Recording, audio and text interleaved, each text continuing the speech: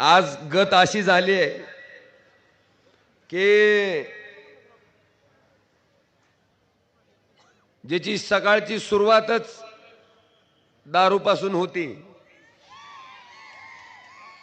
अरे बाबा, त्यांच्या बाबतीत नाही बोलत मी. म्हणजे फुल दारुड्या माणसानं, 24 तास दारू पिणाऱ्या माणसानं गावात जायचं आणि व्यसनमुक्तीवर त्या ठिकाणी भाषण द्यायचं की दारू किती वाईट आहे. अशी गत सहसा आता झालेली आहे. का?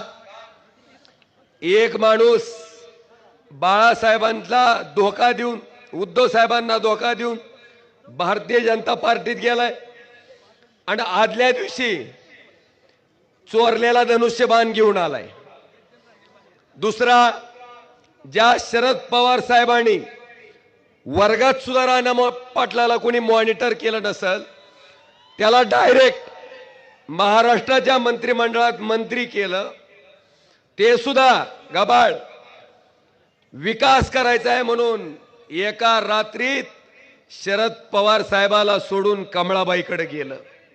आणि ही दोन माणसं एका पत्रकार परिषदेमध्ये बसून, मला वाटतंय ज्या माणसानं सत्तेला लात मारली, ज्या माणसानं 50 खोकेला लात मारली आणि पक्षप्रमुखाशी निष्ठा राखली, त्यांच्या निष्ठेबद्दल चर्चा करायला लागलेत. आहे का हो योग्य? आहे का योग्य? स्वतःच्या स्वार्थासाठी पक्ष बदलणारे, आता राष्ट्रवादी काँग्रेस पक्ष सत्तेत येतच नाही हे लक्षात आल्याच्या नंतर एका रात्री कमळाबाईकडे जाणाऱ्या माणसाने, मला वाटतंय आमच्या इथं निष्ठेवर बोलायची काय आवश्यकता नाहीये. बांधवांनो, तुमचं मी हृदयापासून आभार व्यक्त करतो. तुम्ही म्हणसाल आभार का दादा? कारण बी तसंच आहे. 19च्या निवडणुकीमध्ये तुमच्या सगळ्याच्या आशीर्वादानं 1,27,000 मतांना मी त्या ठिकाणी खासदार झालो आणि खासदार झाल्यापासून माझा सासुरवास चालू झाला. तुम्ही म्हणता सासुरवास कसा? ही जी अंधभक्त आहे ती सारखं उठलं की आपल्या नशिबाला एकच डागण्या होत्या. मोदीमुळं आला, मोदीमुळं आला, मोदीमुळं आला. त्यांना मी निक्षून सांगितलं, अरे मोदींचा राजकीय जन्मही झाला नव्हता, राजकारणात मोदी हे नाव माहिती नव्हतं. त्यावेळेस हिंदू हृदय सम्राट शिवसेना प्रमुख बाळासाहेब ठाकरे सैनिक या ठिकाणी धारा, त्यांच्या आशीर्वादानं आपल्या ह्याच लोकसभा मतदारसंघातनं कल्पनाताई खासदार झाल्या, शिवाजी बापू कांबळे खासदार झाले.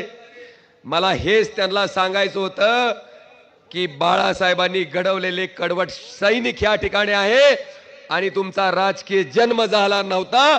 त्यावेळेस बाळासाहेबांनी ह्या भागातून 3 वेळेस बाळासाहेबांवर विश्वास दिले होते. बांधवानो, पण तरी बी म्हणलं होतं आता ह्यांची एकदा परीक्षाच द्यावा न घ्यावी. मी एवढीच अपेक्षा व्यक्त केली होती की एक निवडणूक अशी व्हावी की मोदी आपल्या विरोधात असावे आणि मोदी विरोधात असताना जितक्या मतानं मोदी सोबत असताना निवडून आलो होतो त्याच्यापेक्षा 1 मत आगाऊ होणं घेऊन मोदी विरोधात असताना निवडून यायचं. आणि गंमत काय, देवानं घरानं 24लाच ऐकलं. मला सांगा, देशाचे पंतप्रधान आपल्या विरोधात, हितच झालती की कमळाबाईची सभा झालती का नाही? ती विरोधात आपल्यातले 40 लोक सुरत मार्गे गुवाहाटीला पालती पडली, ज्याच्यामुळं हे असंवैधानिक सरकार अस्तित्वात आलं, ज्याच्यामुळं 1 फूल 2 हाप. ती विरोधात बांधवांनो, 1 फूल लक्षात आलं का? हा, आणि 2 हाप, एक गुलाबी आळी आणि दुसरं आय. भाषण करायची गरजच नाही. ती विरोधात ह्या मतदारसंघातले कैलास पाटील सोडले तर 5 आमदार विरोधात. सत्तेची ताकद त्यांच्याकडं, पैशाची ताकद त्यांच्याकडं.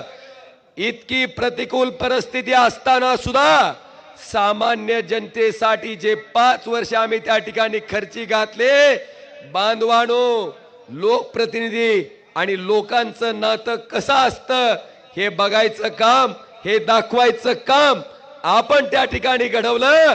आणि ज्या मोदी मुळा आला म्हणत होते, तुमच्या सगळ्याच्या आशीर्वादानं मोदीपेक्षा दुप्पट मतानं तुम्ही त्या ठिकाणी लोकसभेत मला पाठवायचं काम केलंय.